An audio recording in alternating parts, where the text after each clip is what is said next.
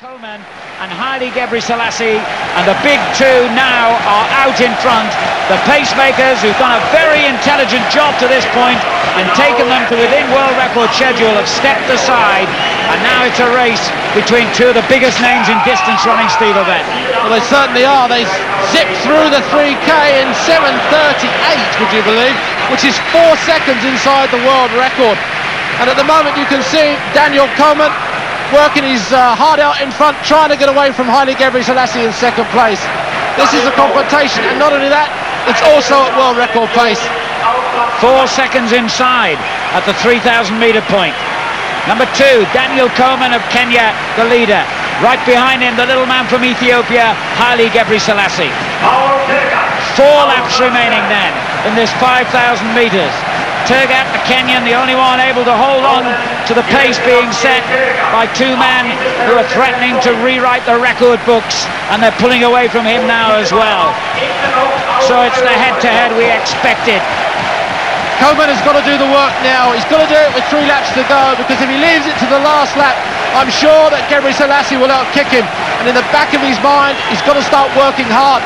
But every time he starts trying to pull away, the little man Gebreselassies comes up to him and starts clipping his heels. You can see it. That must be so annoying when you know you're doing your best and you're at world record pace, if not under it, that the little man is still there. Coleman from Kenya leads, the younger by just 2 years. Gebreselassies was just looking up at the scoreboard there, seeing the time. I think he senses it's slowing. You can see that Tergat has caught them up, and the big three are still there. Under 3 laps to go.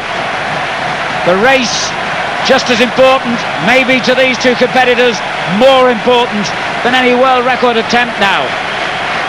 Well, let's see whether they're still on world record pace. As they go through the 200 metre mark, look for a time of 10:14:15, which was what it was when they cracked that world record. Gebreselassies is tripping over himself behind Coleman. They're coming up to that mark now. There it is across the track, and they're underneath it by 2 seconds. It's slowed by 2 seconds, but it's still 2 seconds underneath the world record pace. Coleman looks over his shoulder, and Gebreselassies is still there. And seems full of running still. So that world record attainable, because at some point, soon surely, one of these two is going to try and break the resistance of the other. And Tergat hanging on in there gamely in 3rd place. 2 laps to go in the men's 5,000 metres.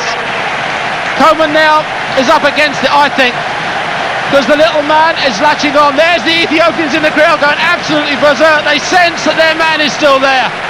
It's like having a thoroughbred really being towed around by another thoroughbred. The little man against the big man. Who would you have? My money would be on Gebreselassies, because he looks so fresh. The knees are still coming up, the eyes are fixed. He's not losing ground. Coleman has now got 600 metres to go. It's into Gebreselassies' territory. It's a classic confrontation, this. It really is. Coleman, the 5,000 metre world champion, and that race was only 3 days ago. That could be a factor. He's bound to feel more fatigue than Gebreselassies, whose 10,000 metres victory was a few days earlier in Athens. The bell within sight.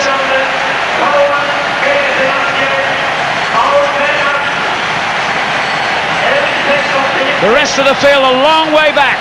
They don't matter, with due respect. This is what matters. And the clock. This is it now. This is the charge on. Coleman is doing the best he can, but watch Gebreselassies. Well, that's it. It must be all over, surely. That's a sprinter now. Gebreselassies 10 yards clear. What can he do now? It really is Gebreselassies against the clock. Although Coleman is trying to hold him, I don't think he's got it in his legs. Look at the little man, look back. What a change of pace at the end of a 5,000 metre race. Now, all eyes on the clock. His own world record, 12:44. It's under threat. He's going to be close. He's going to do it. Well, no wonder they call this meeting world class. description. 3 times now in the space of an hour and a half, we have seen the history books of athletics rewritten. The steeplechase, the 800 metres, and now the 5,000 metres. To see one world record in one season is a privilege. To see 3 in one night is a memory we will never forget. Well, do you want the bad news for the Brits? I'll give it to you now. That man there, Dieter Baumann, has just broken Moorcroft's European record with a time of 12:54. So the Brits' records are tumbling here tonight, but I'm not surprised. It's on the onslaught of some of the greatest distance and middle distance running I think I've ever seen. What a night here in Zurich. And what an irony that it's 3 British athletes who've lost their place in the various record books as well in the course of this quite astonishing night of track and field. Well, they will go on and on in their celebrations. And this little man really is a jewel in athletics' crown. He took on Coleman, and everybody thought that Coleman was the man, or the only man, to give him any sort of threat.